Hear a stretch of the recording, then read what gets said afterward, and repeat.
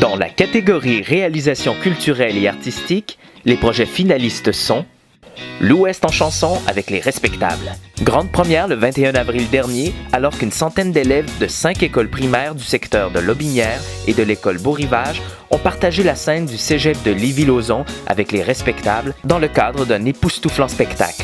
Cette idée de fou de l'enseignant Louis-Solomon Germain est devenue réalité grâce à la participation passionnée des élèves et de celle des enseignants de musique qui ont uni leurs talents dans l'organisation d'un grand concert conjoint, une expérience musicale qui restera gravée dans la mémoire des enfants. Chaque enseignant a formé une chorale et travaillé le répertoire agrémenté de cuivre, de ukulélé et de djembé. 2 répétitions ont réuni tous les artistes à l'école Beau-Rivage. L'engagement, la persévérance et le souci du travail bien fait ont été au cœur des apprentissages menant au spectacle final.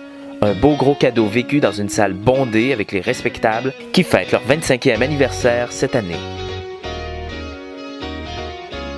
Le 100e anniversaire du Pont de Québec, un symbole à sauvegarder, à l'école du Grand Fleuve.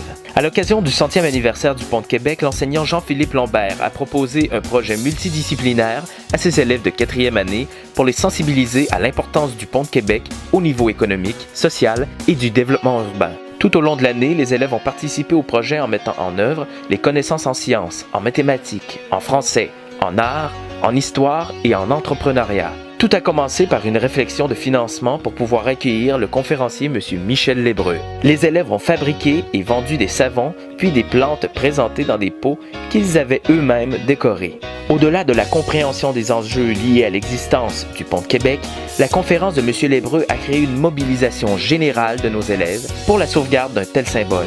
Inquiets de son état, ils ont écrit au premier ministre Justin Trudeau pour lui faire part de leurs préoccupations. Ils ont aussi fabriqué 6 ponts cantilever en bois, dont un a été offert à la ville de Lévis et sera exposé à l'entrée de l'hôtel de ville. Concert de Noël extérieur et marche chantée à l'école Gagnon. Les élèves de la maternelle à la 2e année de l'école Gagnon à Saint-Henri ont offert un chouette cadeau de Noël à leurs camarades plus âgés de l'école Bello le 22 décembre dernier. Un adorable concert sous les flocons qui a réuni toute l'école à l'extérieur. Reconnaissant les députés du Parlement de l'école Bello ont offert des félicitations en bonne et due forme à leurs cadets.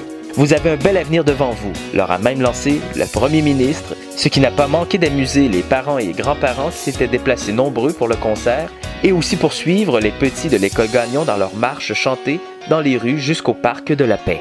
Une activité rassembleuse et originale organisée par l'enseignante de musique Caroline Simpson.